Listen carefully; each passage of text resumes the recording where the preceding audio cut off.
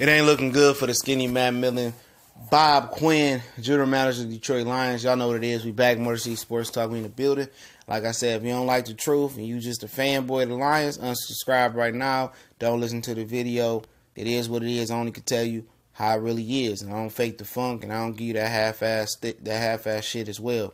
Excuse my language. But, last night, all of the deficiencies that we knew the Lions had came to light last night, man. All the troubles about the front seven. Ziggy didn't last a half. Bob Quinn drive picks ain't panning out. Alshon Robinson was inactive last night. That says a lot. Tease Tabor, I don't know if he played. I didn't see him on the field. I was at the game. Miles Killebrew, he a non-fucking factor. And even the guy he brought in, Tavon Wilson, he missed a lot of tackles, a lot of plays last night. Rick Wagner and T.J. Lane that got injured last night. The offensive line sucked. Taylor Decker, Rick Wagner. All the places he put money in, suck last night. And don't forget about the biggest one, Matt Patricia. Sloppy performance, sloppy game, sloppy team. The coordinator he chose to bring back, Jim Bob Cooter, who we just did a video on. Sloppy offense, same redundant offense. They just knew what they was doing.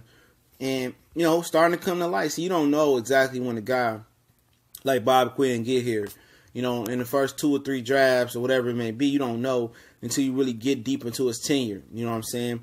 And it looked like, Martin Mayhew, made the right decision in getting Jim Caldwell. That seemed to be a better coach than Matt Patricia. And I knew Matt Patricia, it was an opportunity that he was not a good defensive coordinator. It was all Bill Belichick. And I you definitely see it now. The defense sucked. They didn't want to put money up in the front seven. They believe in a plug-and-play system, And it ain't working. It ain't working. And, do people miss Caldwell? Nah, you probably fucking miss Caldwell. You might miss Martin Mayhew at this point in time to whine. Because Bob Quinn has been atrocious in his draft picks. Just as Martin Mayhew didn't take a lot of risks in the draft, neither did Bob Quinn. And sometimes you got to take risks on risky players that had somewhat of run-ins in college or whatever it may be. Bob Quinn takes 0 risks. The one risk he took was taking a corner that ran a 4.7 or a late 4.6 and Jalen Tease Tabor, and he can't even get on the field. All right, Taylor Decker coming off a shoulder injury, don't look too hot. He don't look as good as he did before he came back. Alshon Robinson can't get on the field. Miles Killebrew can't get on the field. Kenny Galladay, bright spot for him. But a lot of different positions can't get on the field. Nevin Lawson, how is he still your number 2 starting quarterback? And, you just look at the situation. He bring in Matt Patricia, his boy. Terrible situation. He should have brought in Pat Shurmur. He needed an offensive guru to teach his investment how to be a better quarterback. How to run a real pro-style system in Matthew Stafford. Pat Shurmur went to Devon Childs. You know what I'm saying? He from the area. It made sense, but he went out there to the New England tree that's been massively overrated, from Josh McDaniels to Bill O'Brien to Romeo Crennel to Charlie Rice to Eric Mangini. It's been terrible, terrible, terrible fruits coming off that tree as head coaches. That's not the tree you want to pick from. And obviously, they got the worst executive in the Patriots organization.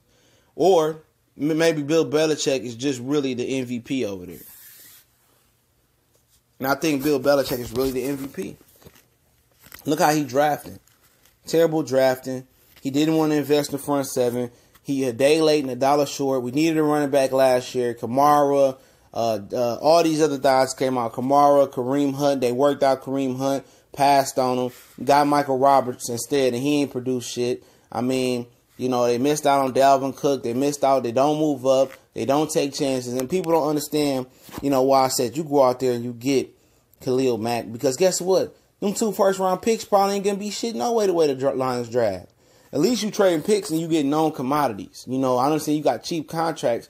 But what good is a cheap contract if the player can't play? He can't evaluate talent. Neither is Martin Mayhew couldn't evaluate talent. We in the same boat. The Lions getting the same personnel after personnel. Matt Millen and Martin Mayhew and Tyler Wine to Bob Quinn. You're going to be stuck paying Bob Quinn. You're going to be stuck paying Matt Patricia. And that's what it's looking like right now. You know, all the deficiencies, all the errors that we knew were there for the Lions. We knew Jerry Davis, you know, we thought he would improve in preseason. He didn't, and that translation to the real season. The lame duck linebackers they spent, the cheap linebackers, they not producing. The front four ain't producing. Ain't nobody getting no pressure. You know what I'm saying? The back end is getting hurt because of the front end suck. And what else do you want? It's bad decision after bad decision. All the deficiencies that we seen in preseason, all the deficiencies that we knew was there before the preseason. Hang your hat on Ziggy Ansah. Hang your hat on Rick Wagner. Hang your hat on TJ Lane last night. All these deficiencies, you know, are starting to show up. Well, they are showing up in week 1. Jim Bob Cooter is a big deficiency. You know, but, you know what I'm saying? You know, fans going to continue to be optimistic. It's week 1. Can they right the ship? I don't believe so. But I've seen crazier things happen. And I told you, all the pressure on Matt Patricia coming into this season, like I said, he might not make it through this season, man. You know, but at the end of the day, you know, pressure busts pipes and pressure builds diamond. And this is going to be the perfect example of that with Matt Patricia. You know, but like I said, I didn't think he was the guy for the job. I said it before.